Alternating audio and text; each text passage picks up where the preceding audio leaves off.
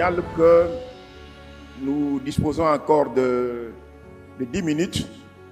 10 minutes pour vous permettre de pouvoir poser vos questions aux 4 intervenants de ce panel et qui nous permettra de pouvoir, qui leur permettront de pouvoir encore vous éclairer davantage sur le sujet que chacun d'entre eux a eu à développer.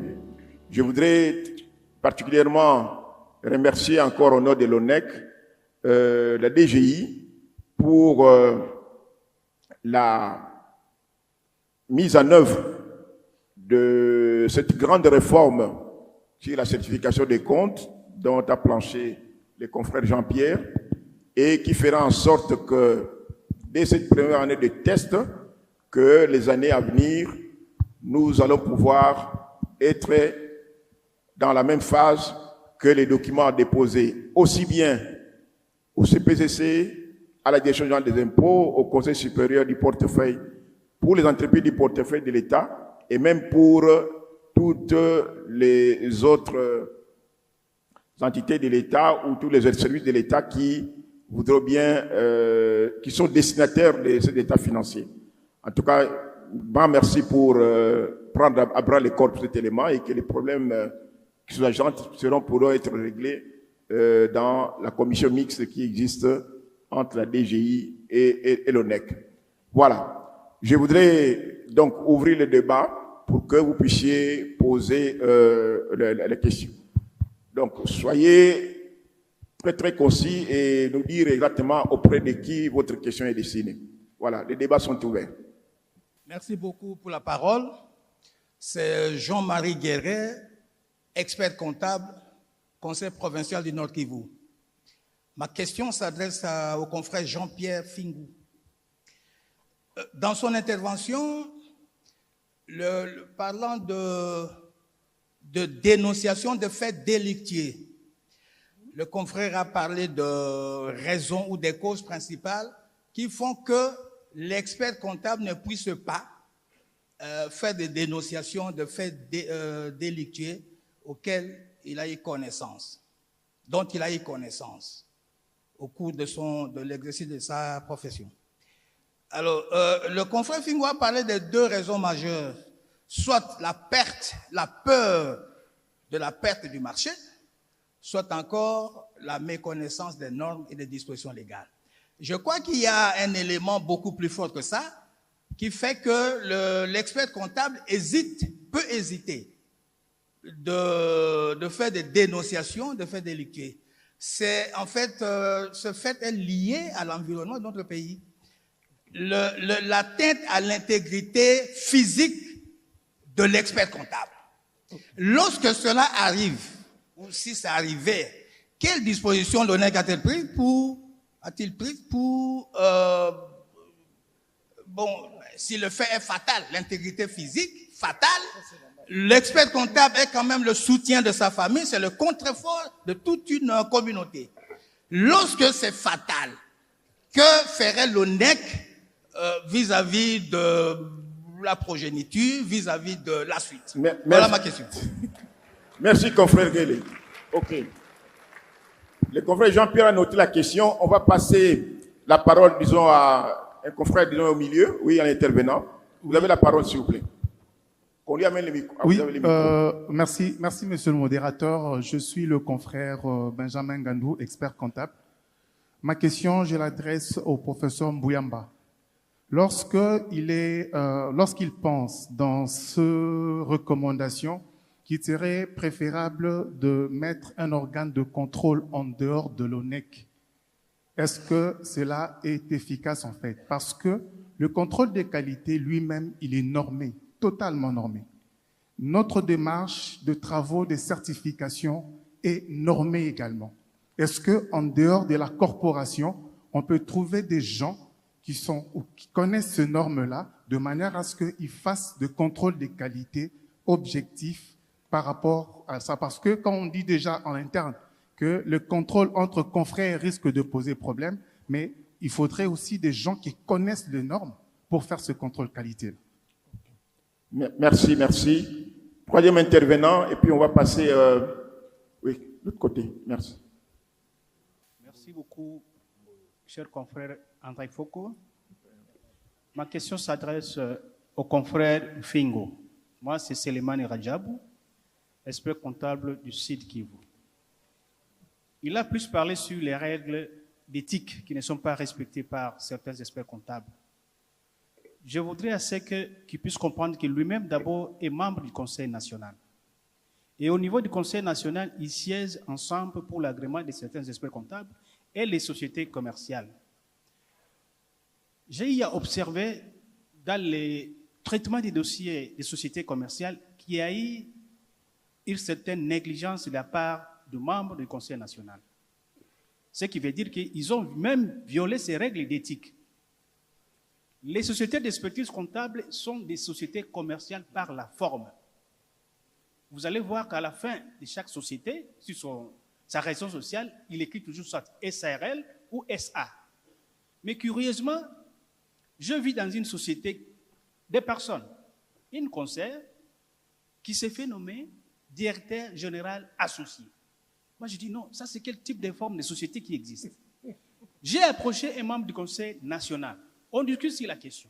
Est-ce que vous n'avez pas vu cette règle? Est-ce que vous avez jeté un œil juridique sur cette désignation de telle société? Il a dit non, c'est déjà passé, c'est comme ça. Moi, je ne sais pas comme ça, confrère. Vous devez avoir des conseillers juridiques capables de pouvoir vous dénoncer certaines erreurs flagrantes qui peuvent causer même préjudice à la société concernée. C'est-à-dire que les règles d'éthique, même au niveau du Conseil national, ne sont pas respectées. Je m'en vais pour donner un autre exemple. S'il vous plaît, vous parce qu'on doit permettre à un plus grand nombre de confrères de pouvoir poser ces questions. Je vais citer. Je vais 6 minutes. Je vais citer. Okay. Nous avons des inspecteurs généraux des finances dans la salle comme étant experts comptables passifs. Mais curieusement, ces mêmes inspecteurs des finances créent des sociétés d'expertise comptable, même si leurs noms ne sont pas affichés, mais ils sont en activité. Et dans les réseaux sociaux, nous avons vu que l'État congolais a perdu beaucoup d'argent sur base... Merci, cher confrère. Je suis obligé de vous retirer la parole. Merci. Ok, non, attendez. Attendez, j'ai encore la police de débat. Le confrère Jean-Pierre Fingo va répondre, disons, aux 3 questions qui viennent de lui être posées. Et ensuite, disons, on va prendre 2 confrères, 2 consoeurs qui vont pouvoir poser la question. Parce qu'on n'a plus le temps. L'organisation vient de nous dire qu'on a épuisé notre temps, notre temps, donc on ne pourra pas le poursuivre. S'il y a d'autres questions, de toutes les façons, nous sommes d'accord, vous pouvez éventuellement nous les adresser par écrit et au niveau, disons, nous allons pouvoir le faire. Si on a le temps, mais on n'a plus le temps matériel de le faire.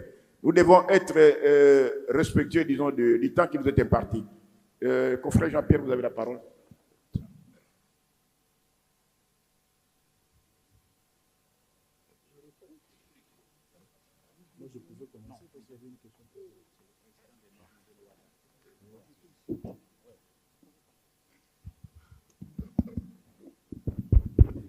Je vais répondre à la question qui m'a été adressée sur l'idée que j'ai développée de pouvoir créer une commission en dehors de l'ONEC pour le contrôle qualité. Et la question est pertinente parce qu'ailleurs, ce qu'il y a, c'est que toutes ces structures-là sont composées, que ce soit aux États-Unis, en France ou en Belgique, ce sont des retraités, en fait, qui connaissent les normes d'exercice, comment pouvoir les faire. Et là, j'ai lancé une idée parce que, quand même, c'est un peu compliqué. C'est comme qui dirait, vous avez un match de foot, il y a un arbitre qui est en même temps joueur. Vous comprenez, c'est quand même une difficulté. C'est souvent souhaité que ça soit un contrôle externe. Évidemment, comme vous le savez, il y a aussi des incompatibles qui sont là, qui connaissent comment exercer la profession, mais qui sont frappés par l'incompatibilité. Ils peuvent aussi, dans une certaine mesure, jouer ce rôle. Mais c'est quand même une idée lancée. Et je voulais chuter pour réagir sur la réaction du modérateur par rapport au dépôt des rapports des commissaires aux comptes à la Cour des comptes. Si vous lisez la loi n'est pas claire. La loi dit clairement que ces rapports doivent être déposés à la Cour des comptes. Et je pense que s'il faut faire une recommandation, c'est le commissaire aux comptes qui doit le déposer parce que c'est lui l'auteur du rapport. Et il le dépose chez le mandant parce que c'est l'État. Vous voyez? Et pour les comptes, là, ce sont les dirigeants qui peuvent le faire. Donc, la loi n'est pas aussi claire que ça. Merci. Merci. J'ai entendu le confrère Jean-Marie commenter ou en tout cas poser des questions sur le fait délictueux. En fait, j'ai épinglé cette problématique de la sécurité ou de la protection, d'abord juridique, du commissaire aux comptes en matière de faits délictueux, mais vous avez renchéri en ajoutant la protection physique. C'est vraiment une question tout à fait sérieuse, mais il faut faire, ce n'est pas une première dans notre pays. En fait, on est considéré comme un aviseur. Et je crois que les panélistes à côté de moi peuvent me compléter. Ça se fait déjà depuis que la République démocratique du Congo s'est organisée avec ses régies financières. Il y a toujours des gens qui font l'aviseur à la DGI pour dénoncer de telles, comment dirais-je, de fraude fiscale. Mais c'est vrai que la différence ici, lorsqu'un commissaire au compte se présente dans une entreprise, tout le monde sait qu'il a accès à des informations très, très confidentielles. Et lorsque le magistrat, par exemple, actionne, si vous voulez, des poursuites, on s'est dit, ça doit être le commissaire au compte. Et là, le risque, justement, d'être menacé physiquement est très, très élevé. Je faisais rire encore hier quelqu'un, lorsqu'on rencontre un magistrat ici, un procureur, il est souvent entouré de beaucoup de policiers. Parfois, on ne sait même plus passer. Même dans les embouteillages, on les laisse d'abord passer. Alors, si déjà, pour une dénonciation, vous n'êtes pas protégé, ça fait vraiment un sérieux problème. Je suis d'accord, c'est un problème du cadre légal, ce sont des recommandations qu'on devrait faire, mais la loi dit que le commissaire aux comptes qui fait la dénonciation, disons, sa responsabilité n'est pas engagée. Mais n'empêche que le problème demeure en tant qu'aviseur qui n'est pas vraiment anonyme comme ça se fait à la DGI, mais qui, de par ses fonctions particulières, est vraiment un aviseur facilement identifiable. Alors, notre confrère parle de la délinquance au niveau du Conseil national. Je n'ai pas les prérogatives ici de parler du Conseil national, mais qu'à cela ne tienne, je pense aussi que ce n'est pas le cadre approprié pour traiter de ce genre de problème. Nous avons des structures, nous avons des commissions et disciplines, et il n'est pas interdit de dénoncer des comportements répréhensibles des membres. Les membres du Conseil, ce sont des membres à part entière de l'ordre. Donc, on peut, comment dirais-je, les dénoncer auprès des organes attitrés prévus par la loi. Nous proclamons partout que nous sommes un État de droit, mais utiliser les dispositions légales et réglementaires pour justement agir. Je voudrais citer, confrère rapporteur, oui, je voulais citer. Ok. Il y a un sérieux problème avec cette histoire de dépôt ici, dépôt là-bas, des états financiers et des rapports du commissaire au compte. Je n'ai pas eu tout le temps pour parler de disons, des critiques qu'on peut faire sur notre cadre légal. C'est vrai que l'arrêté a prévu un guichet ou une plateforme pour les dépôts. Je crois qu'on doit suivre l'exemple de nos confrères qui sont en Afrique de l'Ouest, où il existe un GUDEF, donc un guichet de dépôt, un guichet unique. Imaginez, on doit déposer au CPCC, au RCCM, on doit déposer à l'économie, on doit déposer à la Banque centrale, on doit déposer, et j'en passe. S'il y avait un guichet unique, vraiment ça faciliterait beaucoup de choses et ça réduirait le coût. Merci. Merci beaucoup. Merci beaucoup. Parce que nous avons les invités internationaux, nos partenaires, et particulièrement le président de la Commission pour la normalisation comptable de l'OHADA, qui voudrait éventuellement donc participer et éventuellement nous faire part d'une contribution. Je me permets, avec l'autorisation de l'organisation, de lui accorder la parole et éventuellement, si l'organisation pourrait encore être indulgente, accorder à la gente féminine et à nos consoeurs. Bon, apparemment non. Dernier intervenant, le président de la CNPF-OHADA, le confrère Yao. Oui, merci beaucoup, monsieur le modérateur. Permettez-moi de m'asseoir pour pouvoir passer mon message. Alors, ce matin, il y a eu un panel qui a parlé de la désignation des dirigeants d'entreprises publiques. Alors, nous sommes là actuellement dans un autre panel qui parle de la certification de l'information financière. Donc, il y a un lien entre ces deux panels et notre confrère doyen Migan a dit quelque chose ce matin de très important. Alors, l'OHADA a adopté les normes de l'IFAC depuis le règlement numéro 1/2017. Donc, ça s'applique à tous les ordres, à tous les professionnels de l'espace OHADA.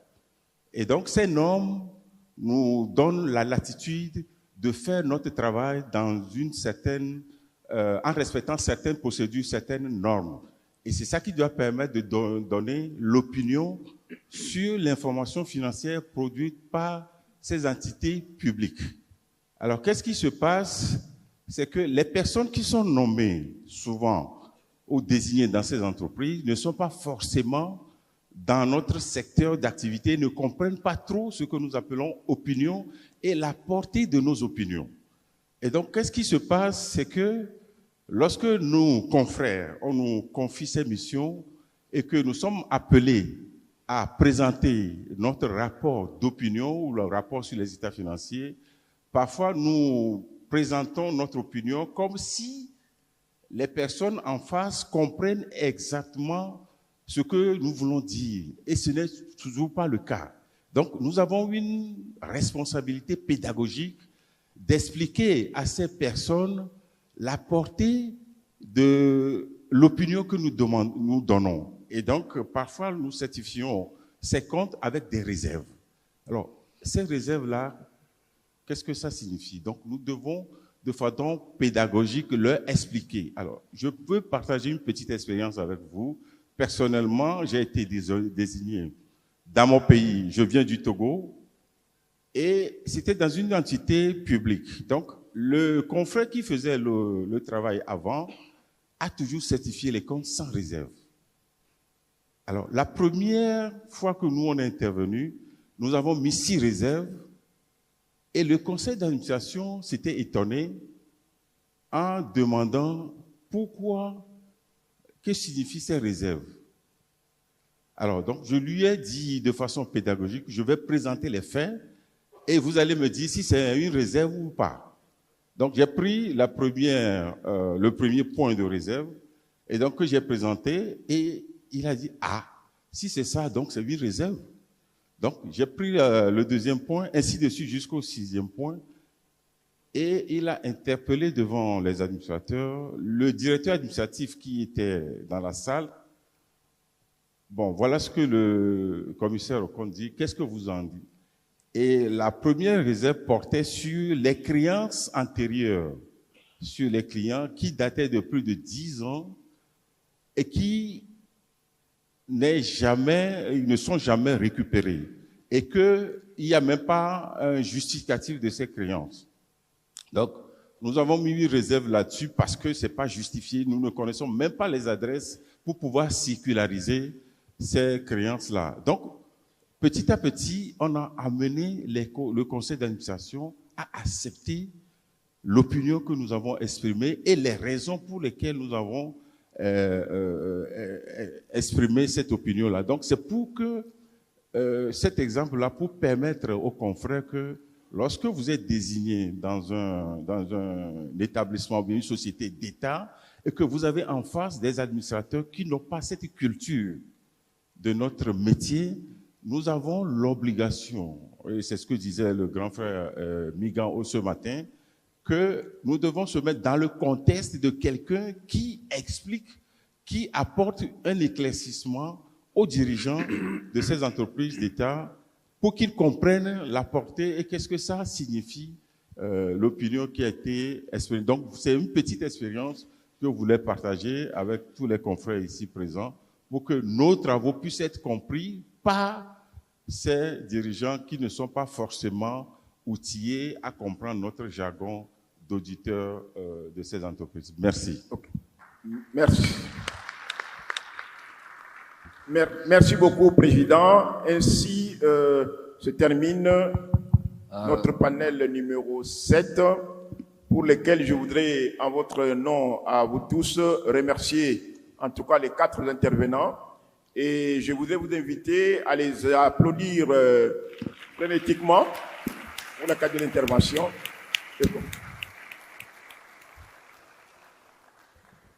Et je vous remercie et bonne suite des programmes pour la suite du congrès. Merci.